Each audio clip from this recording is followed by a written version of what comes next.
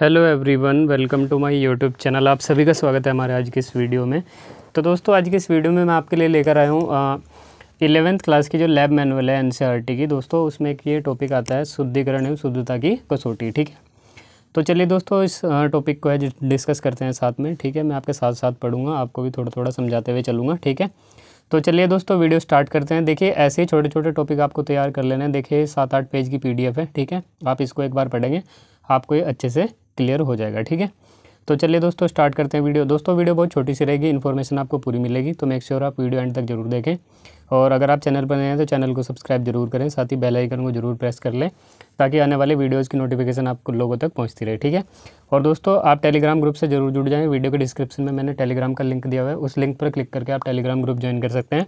ठीक है दोस्तों, टेलीग्राम ग्रुप में ये सारी PDF आपको और सारे नोट्स वगैरह आपको मिलते रहेंगे प्रॉपर। ठीक है, और सारी इन्फॉर्मेशन आपको मिलती रहेंगी। ठीक है, तो चलिए देखिए, वीडियो स्टार्ट करते हैं। ठीक है, देखिए, सबसे पहले पढ़ते हैं इसमें लिखा क्या गया। ठीक है, गुणात्मक विश्लेषण करने के लिए पदार्थ का शुद्ध होना अत्यंत आवश्यक है। इसलिए हम पहले पदार्थ का शुद्धिकरण करते हैं और फिर इसकी शुद्धता की जांच करते हैं। ठीक है, यौगिक के शुद्धिकरण के लिए क्रिस्टलीकरण, आसवन, ऊर्ध्वपातन, क्रोमेटोग्राफी इत्यादि अनेक तकनीक जो हैं उपलब्ध हैं। ठीक है, बहुत सारे मेथड हैं पदार्थों को शुद्ध करने के। ठीक है, तो उनमें से देखते हैं इसमें क्या डिस्कस करते हैं आज। ठीक है, इसी PDF में क्या दिया हुआ है। इस एकक में आप पदार्थ के शुद्धिकरण के क्रिस्टलीकरण की तकनीक सीखेंगे। तो दोस्तों, आज ये जो टॉपिक है वो मेनली किस उसके ऊपर है, विधि के ऊपर, क्रिस्टलीकरण के। ठीक है, पदार्थ की शुद्धता का निर्धारण इसके गलनांक या क्वथनांक यानी कि मेल्टिंग पॉइंट और बॉइलिंग पॉइंट की जांच द्वारा किया जा सकता है। ठीक है, इस एकक में गलनांक और क्वथनांक निकालने की तकनीक का भी वर्णन किया जाएगा। ठीक है, गलनांक यानी कि मेल्टिंग पॉइंट और दोस्तों क्वथनांक यानी कि बॉइलिंग पॉइंट निकालने की तकनीक जो है वो भी इसमें डिस्कस की जाएगी। ठीक है, शुद्ध पदार्थों के गलनांक और क्वथनांक सुनिश्चित होते हैं, इसलिए पदार्थों के गलनांक और क्वथनांक को शुद्धता की कसौटी के रूप में उपयोग में लाया जा सकता है। ठीक है, तो देखिए, प्रयोग 3.1 है ये। ठीक है, इसका जो एम है, उद्देश्य निम्नलिखित यौगिकों में से किसी एक के शुद्ध नमूने को क्रिस्टलीकरण द्वारा शुद्ध करना। पोटास एलम यानी कि फिटकरी। ठीक है दोस्तों, इसका जो रासायनिक सूत्र होता है वो होता है आपका K2SO4Al2 SO4 का होल थ्राइस 24H2O, ये इसका जो है केमिकल फॉर्मूला होता है। ठीक है, कॉपर सल्फेट बेंजोइक अम्ल, ये आपके जो है क्रिस्टलीकरण मेथड से जो है इनका शुद्धिकरण किया जाता है। ठीक है, तो सिद्धांत देखिए, एक बार पढ़ लेते हैं। क्रिस्टलीकरण विशेषकर उस स्थिति में यौगिक के शुद्धिकरण की तकनीक है जब अभिक्रिया से प्राप्त मूल अपरिष्कृत पदार्थ अत्यंत अशुद्ध हो। ठीक है, प्रक्रिया का पहला चरण एक ऐसे विलायक या विलायकों के मिश्रण को ढूंढना है जिसमें अपरिष्कृत पदार्थ गर्म करने पर अच्छी तरह घुल जाता हो और ठंडा करने पर इसकी घुलनशीलता अत्यंत कम हो। ठीक है, अब अपरिष्कृत जो है पदार्थ को उबलते हुए विलायक की न्यूनतम मात्रा में घोल लिया जाता है जिससे संतृप्त विलयन प्राप्त हो जाए। ठीक है, गर्म विलयन का निस्यंदन करके अघुलनशील अशुद्धियों को अलग कर लिया जाता है। यह निस्यंदन का मतलब है दोस्तों छांटना। ठीक है, छानना सॉरी। जैसे ही देखिए, जैसे आप किसी विलयन को जो है आपने गर्म कर लिया, उसमें जो घुल नहीं पा रहा है दोस्तों, उसको आप छान के अलग कर सकते हैं। ठीक है, जो घुलेगा नहीं वो छन जाएगा। ठीक है, और जो घुल जाता है उसको दोस्तों फिर क्रिस्टलीकरण जो मेथड है उसको यूज करके उसको शुद्ध कर लिया जाता है। ठीक है, क्रिस्टलीकरण बिंदु जांचने के पश्चात इसे धीरे धीरे ठंडा होने दिया जाता है जिससे विलय घुलनशील अशुद्धियों के अधिकांश भाग को विलयन में छोड़कर क्रिस्टलीकृत हो जाता है। ठीक है, क्रिस्टलों को निस्यंदन द्वारा अलग कर लिया जाता है और प्रक्रिया को तब तक दोहराया जाता है जब तक शुद्ध पदार्थ के क्रिस्टल प्राप्त न हो जाएं। ठीक है, कभी कभी क्रिस्टल को प्रारंभ करने के लिए ठंडा करते समय विलयन में उस पदार्थ के थोड़े से क्रिस्टल डाल दिए जाते हैं जिसका शुद्धिकरण किया जा रहा हो। ठीक है, इसे बीजारोपण कहते हैं। ठीक है, डाला गया छोटा सा क्रिस्टल नए क्रिस्टलों की वृद्धि के लिए न्यूक्लियस का कार्य करता है। ठीक है, यानी कि वो वहाँ जितना भी उसमें घुला हुआ होता है उसको अपनी तरफ एब्जॉर्ब कर लेता है, खींच लेता है अपनी तरफ। ठीक है, तो उसके ताकि क्रिस्टल जो है उसके अच्छे से बन जाए, इसलिए उसमें थोड़ा सा वो पदार्थ जो है जिसका हम क्रिस्टलीकरण कर रहे हैं उसको थोड़ा सा उसमें मिला दिया जाता है। ठीक है, क्रिस्टल की वृद्धि क्रिस्टलन की परिस्थितियों पर निर्भर करती है। अच्छे क्रिस्टल प्राप्त करने के लिए तुरंत ठंडा करने से बचना चाहिए क्योंकि इससे छोटे और विकृत क्रिस्टल प्राप्त होते हैं। ठीक है, तो उसको क्या करना है, आपको धीरे धीरे उसको ठंडा होने देना है। ठीक है, क्रिस्टलों की शुद्धता का परीक्षण कभी कभी क्रिस्टलों के रंगों से किया जाता है। उदाहरण जैसे शुद्ध पोटास एलम यानी कि फिटकरी, कॉपर सल्फेट तथा बेंजोइक अम्ल के क्रिस्टल क्रम से सफ़ेद और नीले रंग के होते हैं, ठीक है। अशुद्धियाँ क्रिस्टलों को रंग प्रदान करती है, अतः अशुद्ध क्रिस्टलों का रंग शुद्ध क्रिस्टलों से अलग होता है। यानी कि जैसे आपका सफ़ेद और नीले कलर से उसका थोड़ा सा जो है कलर आपको अलग देखने को मिलेगा अगर वो अशुद्ध है, ठीक है। आवश्यक सामग्री देख लीजिए, आपको क्या चाहिए। बीकर आपको 250 ml का चाहिए, कांच की एक फनल चाहिए, तिपाया स्टैंड चाहिए, ट्राइपॉड स्टैंड इसको इंग्लिश में बोलते हैं, ठीक है। और आपका पोर्सिलेन प्याली चाहिए, आपको कांच की छड़ चाहिए, बालूस्मक, और ये सब आपको एक एक चाहिए, ठीक है। पोटास, एलम, कॉपर सल्फेट तथा बेंजोइक अम्ल आवश्यकता अनुसार जितनी आपको नीड हो उतना आपको चाहिए, ठीक है। कॉपर सल्फेट का देखिए यहाँ पर आपको एक साइन दिया हुआ है कि ये थोड़ा सा जो है खतरे के निशान को दर्शाता है, ठीक है दोस्तों। ये साइन और ये आपके जितने भी आपके इक्विपमेंट्स हैं इनके बारे में मैंने एक वीडियो बनाई हुई है, ठीक है। उसमें एक एक जो इक्विपमेंट है उसकी फ़ोटो दी हुई है, उसका क्या यूज है वो भी दिया हुआ है, ठीक है। और ये जो साइन है ये कहाँ पर यूज होता है, इनका क्या मतलब होता है, ये भी उस वीडियो में मैंने बताया हुआ है, ठीक है। तो आप वो वीडियो जाकर जरूर देखें, मेरे चैनल पर वीडियो पड़ी हुई है, उसकी PDF भी हमारे टेलीग्राम ग्रुप में पड़ी हुई है, ठीक है। तो इसको आप ज़रूर देख लेना ताकि सारी चीज़ों की नॉलेज आपको हो जाए, ठीक है। अब देखिए प्रक्रिया। एक बीकर में 30 से 50 ml अशुद्ध जल लें और इसमें कक्ष ताप पर पोटेस, एलम, कॉपर सल्फेट का संतृप्त विलयन बनाने के लिए ठोस अशुद्ध नमूने को थोड़ा थोड़ा डालते हुए विलयन द्वारा घोलते रहें, यानी कि उसमें घोल लें। जब ठोस घुलना बंद हो जाए तो इसे और अधिक न डालें। बेंजोइक अम्ल का संतृप्त विलयन बनाने के लिए गर्म जल का प्रयोग करें, यानी कि आपको हॉट वाटर का प्रयोग करना है, ठीक है।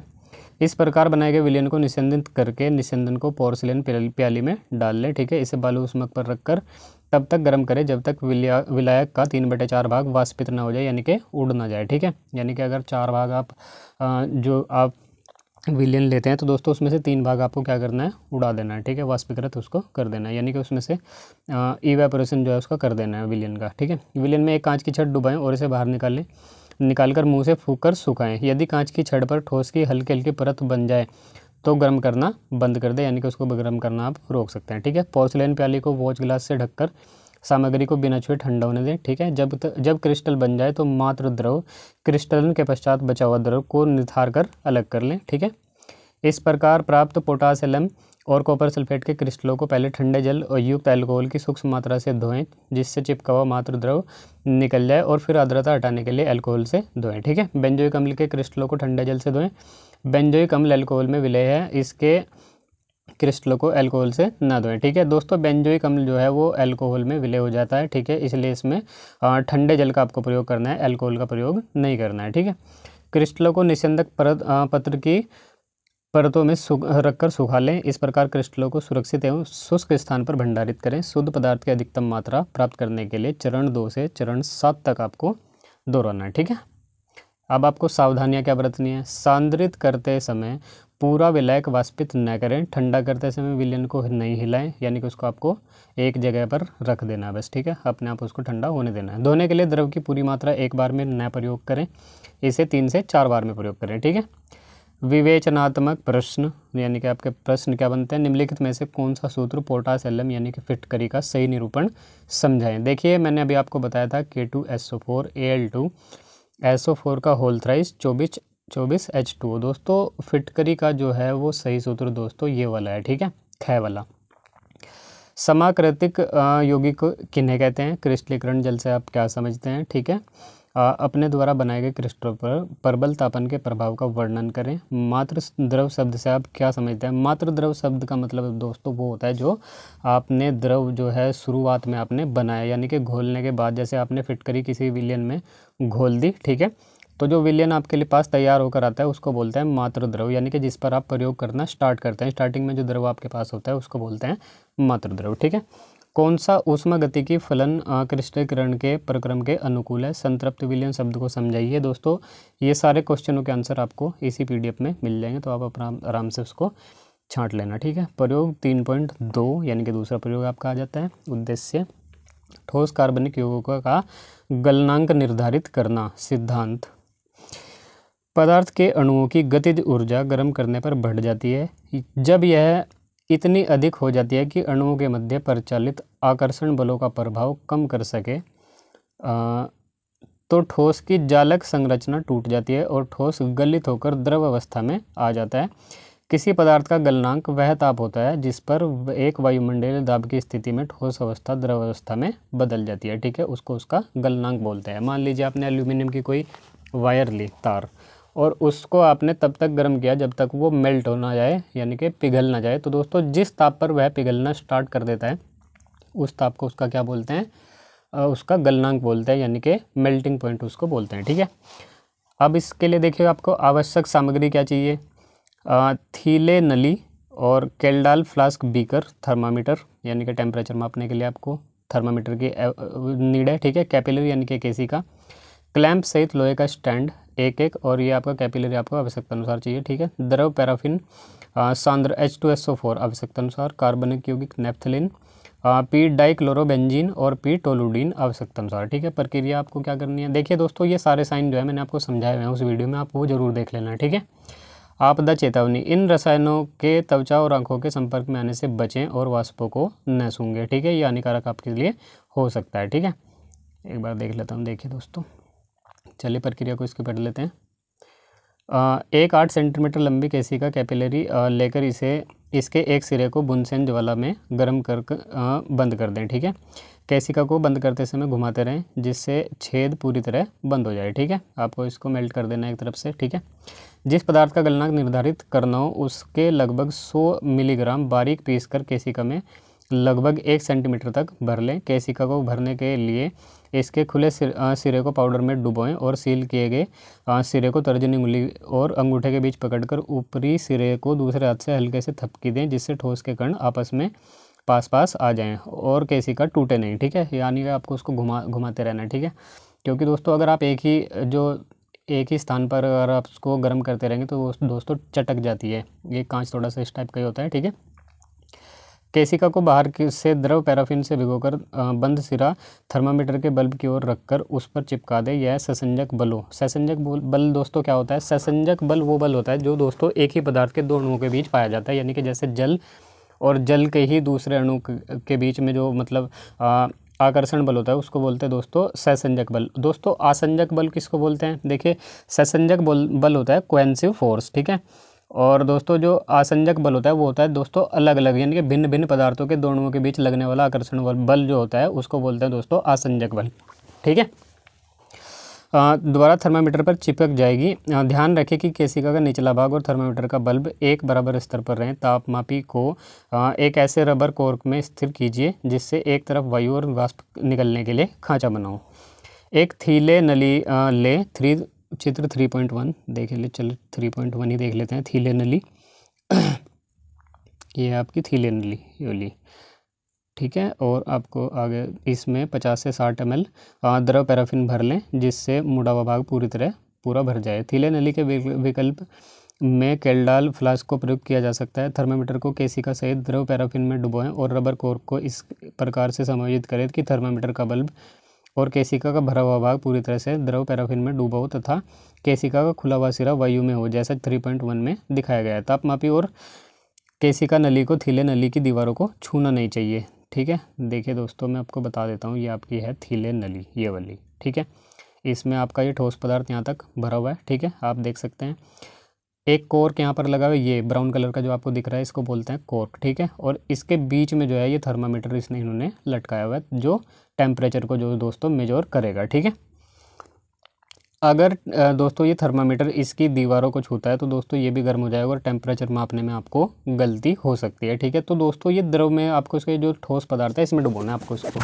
यानी कि आपको मेनली किसका टेम्परेचर जो है नापना है वो इस द्रव का या ठोस का नापना है जो द्रव बनते समय, मतलब इसका गलनांक जो है, इसका मेल्टिंग पॉइंट आपको नोट करना है। ठीक है, चलिए देखिए आगे देखते हैं। और केल्डाल फ्लास्क ये हुआ आपका ये वाला, और गलनांक निर्धारित करने के लिए प्रयुक्त होने वाले विभिन्न उपकरण, इसका भी आप यूज कर सकते हैं और आप इसका भी यूज कर सकते हैं। ठीक है, अब थीले नली को नीची ज्वाला द्वारा पार्श्व भुजा पर से गर्म करना प्रारंभ करें और जैसे ठोस पिघलने लगे ताप नोट कर लें, यानी कि आपको टेम्परेचर जो है वो आपको नोट कर लेना है। ठीक है, यह ताप ठोस का गलनांक होता है। यदि आपने केल्डाल फ्लास्क लिया हो तो इसे गर्म करने के लिए ज्वाला को इसके पेंदे के चारों ओर घुमाएं जिससे एक समान तापन सुनिश्चित हो जाए। इसके लिए बर्नर हाथ में लें और गर्म करते समय फ्लास्क के नीचे रेत उष्मक रख लें। दुर्घटना होने के पर यह अम्ल के बिखरने से बचाव करेगा। ठीक है, गलनांक निकालने के लिए यही प्रयोग अन्य यौगिकों के साथ दोहराएं। ठीक है, सावधानी आपको क्या बरतनी है इसमें, देखिए चलिए ये भी देख लेते हैं।